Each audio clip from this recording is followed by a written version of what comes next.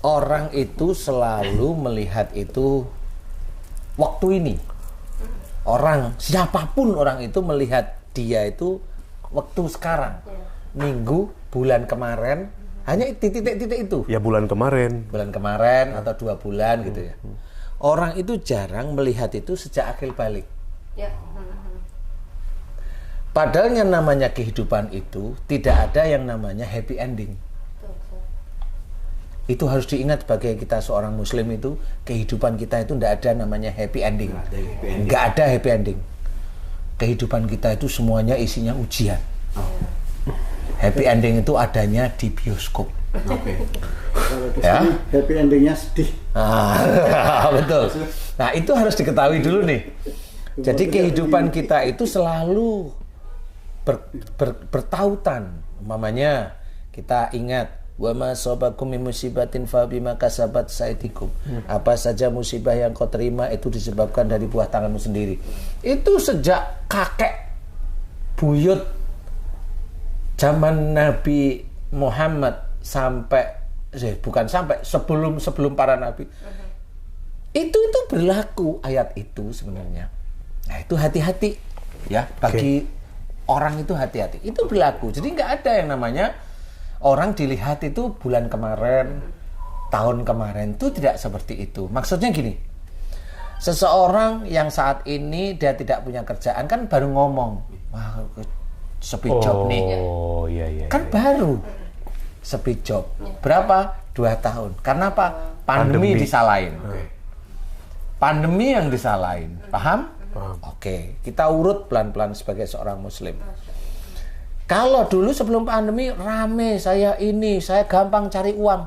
Intinya kita lihat, saya gampang cari uang, saya mudah ini, saya omongan saya dipercaya. Lihat omongan mereka, mana ada Allahnya? Iya. Lihat omongan mereka, mana ada Allahnya? Itu jangan. Allah ya. Tidak ada unsur Allahnya. Ayo kita lihat, banyak. Nggak usah di diri kita sendiri. Akhirnya kita paham, oh iya ya.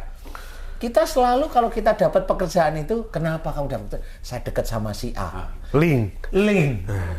Karena saya ikut manajemen ini, dia manajemen ini hebat ini. Kenapa itu diceritain? Allahnya nggak ada. Wow.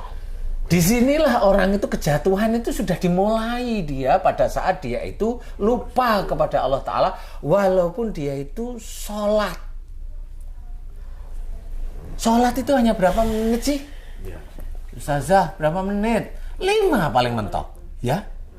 Kita disuruh untuk ingat pada Allah Ta'ala itu setiap saat. Wadhkurullaha katsiran la'allakum tuflihun. Banyak-banyaklah dan banyak-banyaklah kita mengingat Allah agar kita beruntung. Allah sudah menceritakan. Banyak mengingat Allah bagi orang-orang yang normal, zikirlah. Bagi orang yang sudah mulai paham, setiap langkah, setiap apa yang kita kerjakan, setiap kita omongkan, setiap kita pikirkan, ada Allah di situ. Itu mengingat Allah. Nggak harus dengan zikir. Zikir lisan maksudnya. Nggak harus dengan itu. Dengan itu boleh. Dengan itu boleh. Tapi ingat, bicara yang manfaat. Biar apa? Biar saya dapat pahala dari Allah Ta'ala. Kan gitu. Ada orang, baru kita ngomong belum selesai, dipotong. Kita dengerin yang motong ngomong apa. Kenapa kamu nggak? Nanti dulu. Nggak gitu. Biarin dia ngomong. Kali dia lebih diutamakan oleh Allah Ta'ala. Itu tak kita. Jadi sedalam itu. Lah memang harus dalam. Loh katanya mau ingat Allah setiap saat, setiap waktu, setiap helaan nafas. Loh itu kok hanya cuma menjadi puisi sih? Enggak bisa. Makanya pada saat seseorang itu dia jadi jobless, ya jangan salahkan keadaan. Dia ikhtiar, bukan berarti yang penting saya ikhtiar. Loh bukan penting ikhtiarnya. Saya ikhtiar itu karena Allah menyuruh saya ikhtiar. Nah, itu sudah beda. Berarti saya harus belajar untuk ikhtiar benar karena Allah nyuruh. Ayatnya nih, setelah sholat bertebaranlah di muka bumi untuk mencari rizki Allah. Lah itu jelas ada Allahnya. Ada Allahnya. Berarti secara langsung berarti kalau udah begitu pandemi ini Allah turunkan untuk dunia ini berarti Dari banyak mana? dong. Emang virus keluyuran? Kan kagak, itu juga dari Allah Ta'ala. Iya. Ujian iman juga. Ujian iman. Berarti yang Pak Ustadz sampaikan tadi memang umum sih, rata-rata orang kok bisa begini, ya saya bangun pagi, pulang pagi, saya bisa dapat itu. Iya. Rata-rata orang Iya. begitu kan, berarti Iya. pandemi ini menghantam satu dunia ini. Kalau umpamanya Banyak orang saya seperti itu ya. Kalau saya, kamu itu harus bangun pagi biar dapat rezeki. Oh, ayam itu dia bangun pagi, dia udah cari makan. Bener ya? Dia yang ngomong sendiri juga kayak ayam berarti. Ayam, sorry. Lah memang begitu orang-orang, makanya saya nggak nyalain. nggak Rezeki dipatok nyalain. ayam itu maksudnya Pak Ustadz? Iya, ayam itu pagi-pagi dia udah bangun. Lah memang dia ayam ya begitu. Kalau kelelawar malam baru. Iya. Kalau orang kan beda. Kalau orang itu ya agak tambahin sunahnya dulu lah, mulai tahajudnya. Kan gitu ya. Baca Qur'annya nunggu sebelum subuhan. Kan gitu kalau orang yang muslim. Yang muslim pun juga gitu. Kalau dia sudah mulai rajin subuh, tunggu duha atau sholat sunnah yang lain. Jalanin aja. Suruk ya. Kalau kita nggak tidur, suruk itu jelas kita kerjakan terus semuanya ya. Nah, di titik itu suatu ketika Allah menitipkan kerjaan kepada kita. Nitipin kerjaan nih. Betul. Nah, pada saat nitipin kerjaan, kerjaan kamu bagus. Ini titipan dari Allah. Saya hanya cuma sekedar berikhtiar aja. Semuanya dari Allah. Kata-kata itu dia ingat betul-betul ayat yang lain. Loh, kamu kan rajin tahajud, rajin duha. Ya normal Allah begini. Ya, saya tidak tahu. Saya hanya mengerjakan sunnah aja. Itu jawabannya begitu Pak Itu Ustadz. jawabannya harus Ketika begitu. orang berusaha untuk mengingatkan, kamu kan sedekahnya bagus. Kan begitu tuh Pak Ustadz. Iya. Sedekahnya bagus, sholat sunnahnya rajin. Nah terus kadang-kadang kita jadi keingetan tuh sama kebaikan-kebaikan kita. Oh iya ya. Nah, itu saya kan ujub ria. Nah itu Lah, tuh.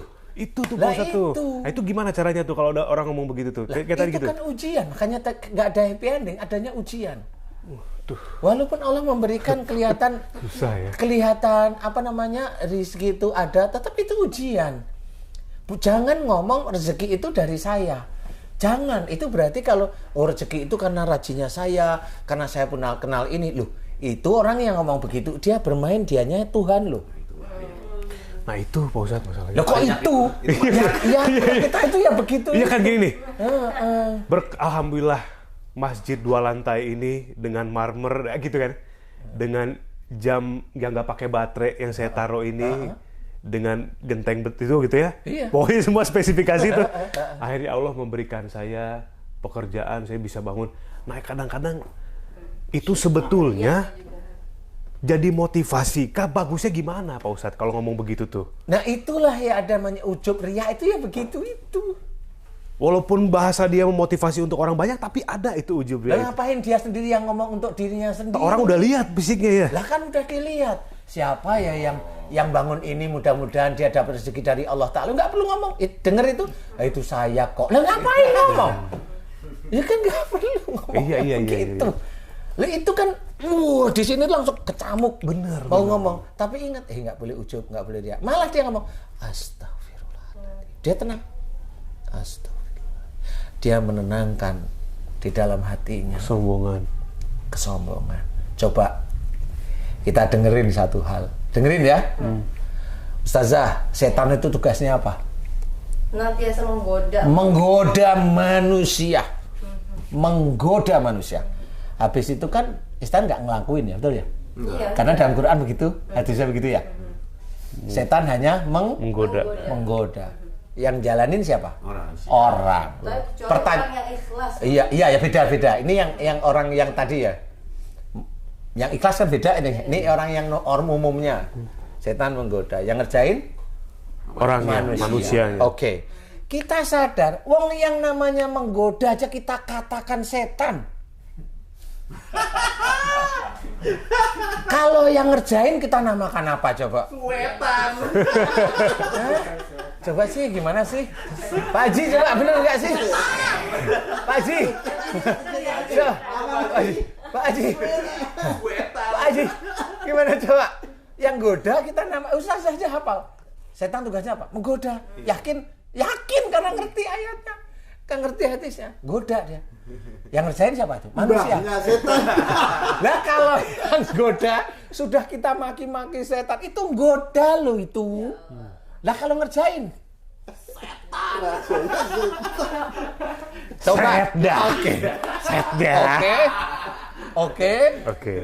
Itu ada. Nggak usah orang-orang biasa, bukan orang-orang yang non muslim atau kafir. Loh kita berpeci itu masih begitu. Berarti yang pecian juga sama kalau dia itu begitu. Setan mbahnya dia. Tak copot pecinya. Pak Haji. Kan bener serius ini. Ini serius. Bener nggak sih? Coba. Serius loh itu. Jelas. Coba kita mikir, malu nggak akhirnya kita? Malu.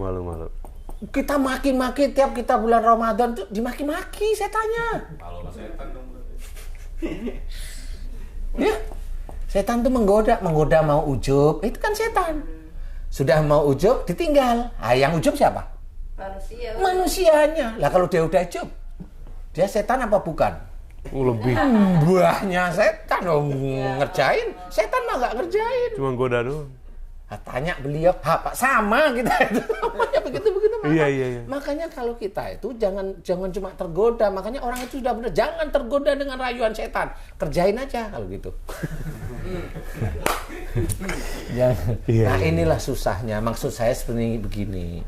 Kita itu udah tahu tugasnya setan apa. Ya kita jangan ngerjain. Ya yang jangan ngerjain itu apa? Tugas setan itu adalah keluar dari garisnya Allah.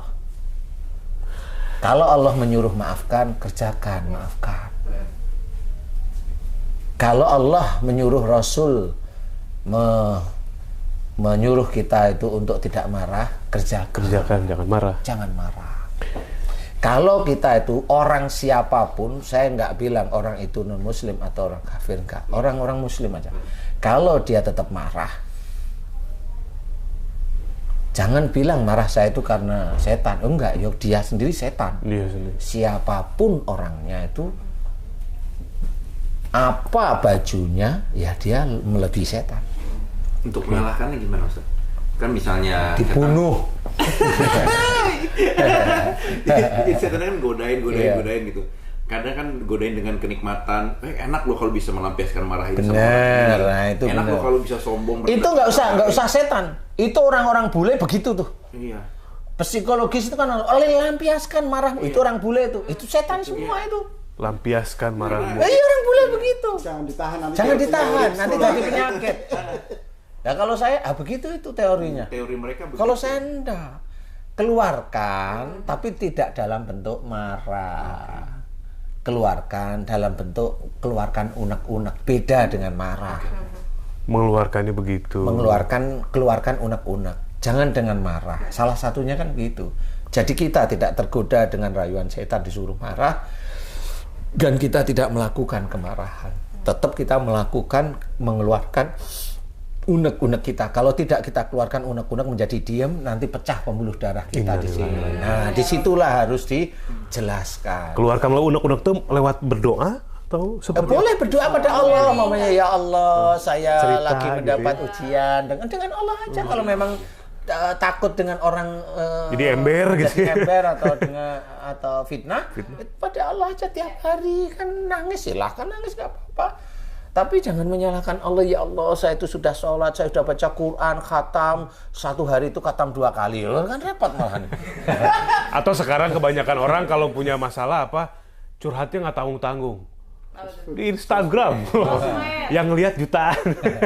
Nah itu kan di komen marah lagi ya. Nah itu sama, disitulah orang itu tidak bersandar pada Allah. Ya. Nah inilah kesalahan demi kesalahan. Orang tidak paham bahwa apa yang dia dapatkan saat ini, entah itu tidak nyaman, entah itu tidak mendapatkan pekerjaan, atau bagaimana, itu sebenarnya awalnya dari dulunya dia. Dia pada waktu mendapatkan pekerjaan awal itu dia tidak bersyukur. Padahal semua itu harus disyukuri. Dia dapat pekerjaan, gajinya dia dimakan 1 bulan, selesai lah, atau lebih lah. Padahal dia bersyukur hanya dapat pada saat dia dapat gajinya. Paling hanya 3 detik, alhamdulillah, selesai. Happy, seneng. Kalau bisa dipergunakan 1 bulan selesai. Nah, di titik 1 bulan itu, mana syukurnya dari uang yang dia dapatkan pada waktu itu, mana syukurnya? Waduh. Dia bisa nyenengin anaknya, dia bisa ngajak wisata istrinya, anaknya, orang tuanya. dia bisa ngasih orang tuanya. Itu ngasih orang tuanya disyukuri kalau itu rezeki titipan Allah Ta'ala. Dia enggak, dia ngasih orang tuanya sombong kalau saya sudah ngasih orang tua saya. Lu kan repot. Padahal Allah yang ngasih sebenarnya melalui kita, tapi kita ujub. Menghilangkan Allahnya. Nah, itulah yang akhirnya suatu ketika kalau Allah itu menghilangkan pekerjaannya, wajar nggak sih? Kalau umpamanya gini, Mas Bobi nitipin Mercy-nya ke saya. Baru itu ya. Amin. Alhamdulillah gitu. Alhamdulillah ya. Belum jawaban. Alhamdulillah, saya dititipin ke saya nih, saya pakai. Itu Ustaz, Mercy-nya kok baru? Ya, ini Mercy saya lah ya. Ini padahal ini punyanya Mas Bobi. Mas Bobi akhirnya denger. Karena udah daripada Ustaz Danu itu banyak fitnah ini, mending Mercy-nya saya ambil. Normal nggak sih? Iya. Normal nggak? Karena tipikal Mas Bobi mau menyelamatkan saya juga, jangan fitnah. Saya ambil yang saya nggak ambil, saya ambil yang satu lagi. Yang putih. Saya biarin, ambil, Pak Ustadz, ambil. Iya. Saya mau tanya sama Mas Bobi sekarang. Mas, yang 2 pintu, Pak. saya mau tanya, wah ini jadi bercanda nih. Itu yang dititipin Mercy yang berapaan? Iya. Kok ngambilnya yang berapaan sih? Waduh. Nggak apa-apa, ambil aja. Guys, ini namanya nempeleng.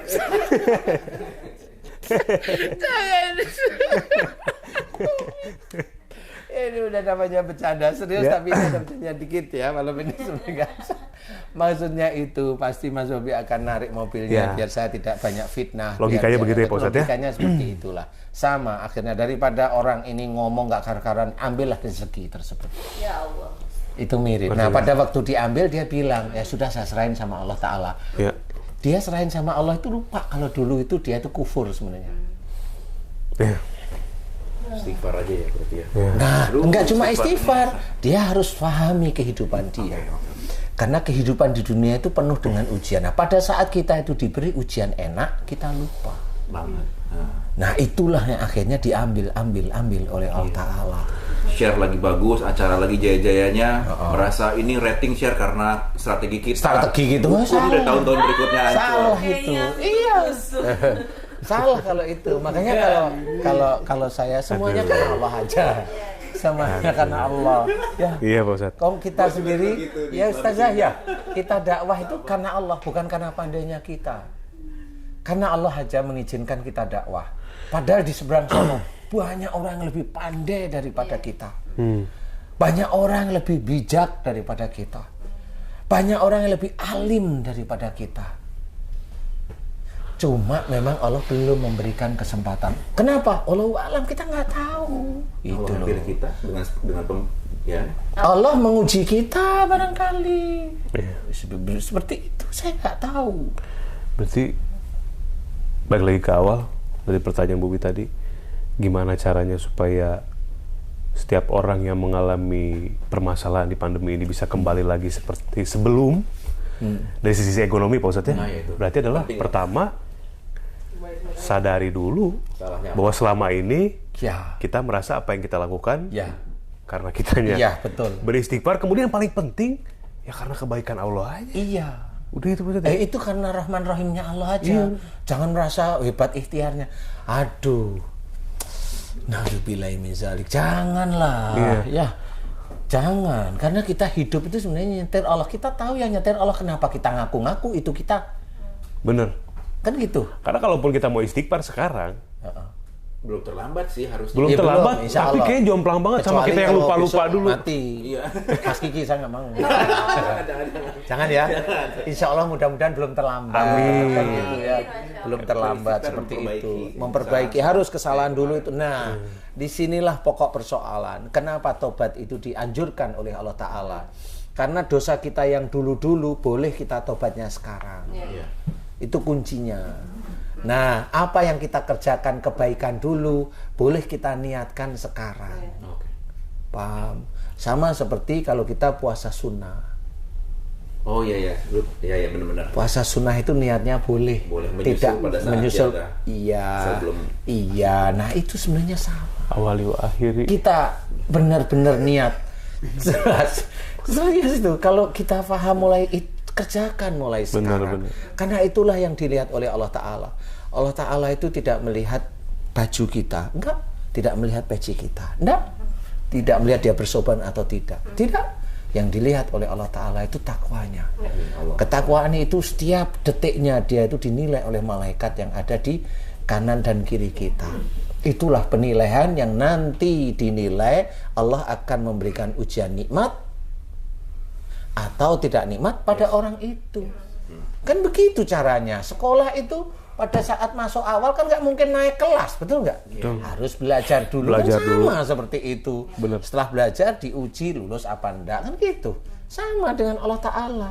Sakit, orang sakit ginjal, orang sakit kanker, orang sakit TBC, orang sakit gatal-gatal. Ini kan ujian dari Allah Ta'ala. Masih ada perilaku-perilaku orang tersebut yang belum lulus. Sehingga penyakitnya akan diulang lagi. Ujiannya ya diulang lagi, 2 tambah 2, dia selalu ngisi 3, ya selalu dikasih lagi 2 tambah 2. Kalau dia isi 3, besok diulang lagi, sakit lagi. Kalau dia nggak mau tobat, lagi sakit lagi. Lama-lama, walatulku biaidikum ila tahluka. Dan janganlah kamu menjerumuskan dirimu dengan perbuatanmu ke dalam kebinasaan. Akhirnya, perbuatan yang dia lakukan terus-menerus dan dia tidak pernah tobat kepada Allah Ta'ala menjadikan dia binasa. Mati di titik sakit tersebut. Orang nggak pernah tahu bahwa ayat ini itu sebenarnya perjalanan hidup seorang manusia.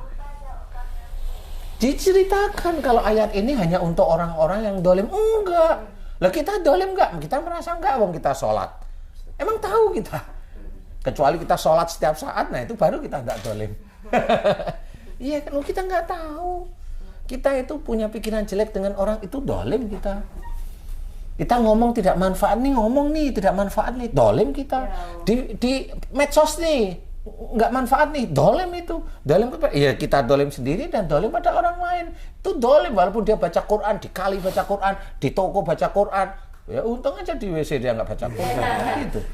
Lah kan gitu masih untung, saya bilang untung ya. Lah kan gitu ya, janganlah kalau memang dia mau baca Quran pahami dulu isinya, omong ditata. Jangan asal ngomong di situ, jangan bikin sensasi. Nah itu baru hebat. Jadi cerminnya Pak Ustadz ya. Kelihatan cermin dari Al-Qur'annya, jangan bertolak belakang dari apa yang dibaca. Nah, iya. Nah inilah akhirnya, ayo kita belajar. Amin. Bahwa apa yang dulu kita kerjakan itu akan menjadi jawaban Allah untuk menguji. Betul. Dulu kita kerjakan itu jawaban Allah untuk menguji. Ujian kayak apa? Banyak. Ujian dapat kerjaan, ujian hilang kerjaan, ujian dapat istri, ujian hilang istri.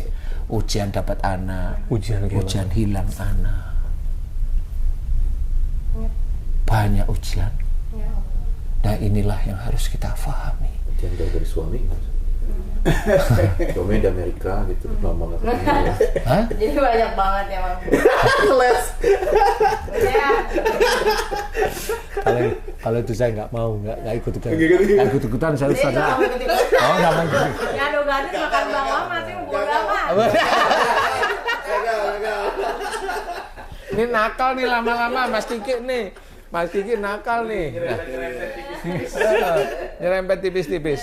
Makanya di situ kita harus belajar. Jadi jangan sampai apa yang menjadikan ujian yang kita rasa enak itu dari diri kita. Janganlah. Itu bukan cuma dari diri kita nih. Itu dari ibadah kita. Janganlah. Karena Allah sudah menulis dalam Quran yang orang sering sekali lupa. Sangat sering sekali lupa, khususnya Muslim. Ma syabaka min hasanatin fa min Allah. Apa saja nikmat yang kau terima itu dari Allah. Berarti bukan masalah ibadah kita. Ya. Jangan sombong-sombong. Kalau itu kita merasa, oh itu karena sholat saya. Oh itu berarti kamu sombong, berarti ujub, riak di titik itu. Itu sholatmu udah kamu riain, kamu ujubin, sudah selesai kamu. Dalam banget ya, Masya Allah. Masya Allah. Nah, berarti kalau gini nggak Pak, misalnya nih orang kebalikannya ya, orang nggak punya kerjaan dengan ujian segala macam, tapi ini ada orang punya kerjaannya bagus, dia sampai dapat posisi, cuma secara rezeki ya dia segitu-segitu aja gitu. Dan sampai ada yang bilang, kok gue udah kerja dari pagi ketemu pagi, tapi kan duit gue cuma segini-gini doang, misalnya kayak gitu. Misal tiba-tiba ada orang yang bekerja pada saat itu dia lihat tuh temennya dia kayaknya lebih santai tapi rezekinya dia lebih gede dibanding dan dia yang bekerja jungkir balik, tapi kok rezekinya malah lebih sedikit dibanding itu gitu. Oke, saya akan bercerita. Seorang yang kerja dari pagi ketemu pagi, orang selalu dilihat hanya kerjaan. Makanya saya bilang jangan bersandar dengan kerjaan. Yuk kita melihat ciri-ciri Allah. Ciri Allah itu tidak melihat dari kerjaan sebenarnya. Kalau saya mengajak berpikir, Allah itu yang dilihat bukan manusianya. Umpamanya bukan Mbak Devinya yang bekerja dari pagi sampai pagi. Bukan Mbak Devinya nih yang kerja nih. Tapi dilihat, pada saat nanti Mbak Devi itu diberi rezeki, suaminya ini jadi jauh dari Allah enggak. Anak-anaknya nanti jadi jauh dengan Allah enggak. Nanti Mbak Devi itu merasa yakin uang yang didapatkan itu dari kerjaan dari pagi sampai pagi enggak. Kan begitu nih. Paham? Kalau mamanya dikasih itu khusus untuk Mbak Devi aja, bisa amanah enggak uang itu.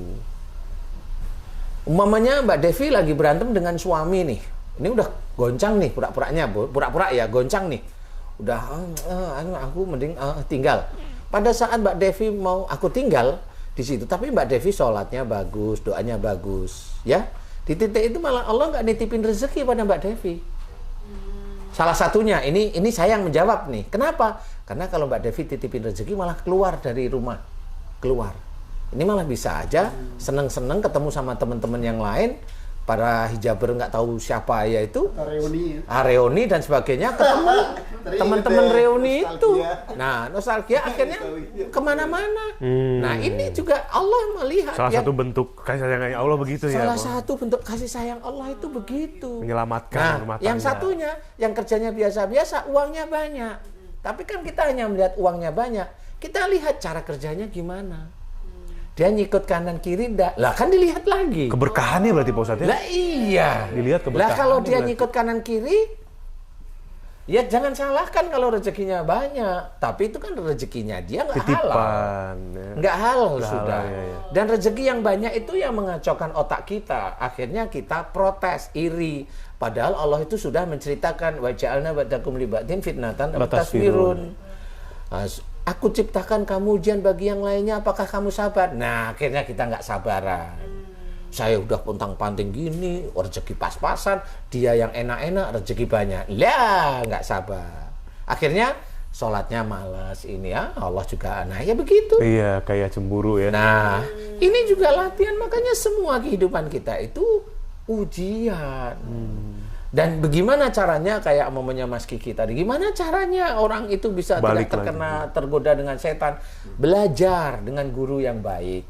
Jangan belajar dari guru yang suka jelek-jelekin saudaranya yang lain. Nah, kalau belajar dari guru yang begitu, rusak otak kita nanti. Ngikutin, akhirnya menjelekkan saudara kita. Saudara gimana? Seiman, dijelek-jelekin. Lalu rusak otak kita, akhirnya kita ikut lokonya yang dia. Akhirnya masuk neraka semua di situ. Ya enggak boleh. Itu saudara, tetap kita akuin itu saudara. Beda pendapat, biarin. Nah, itulah salah satu. Belajar dengan guru yang benar-benar baik.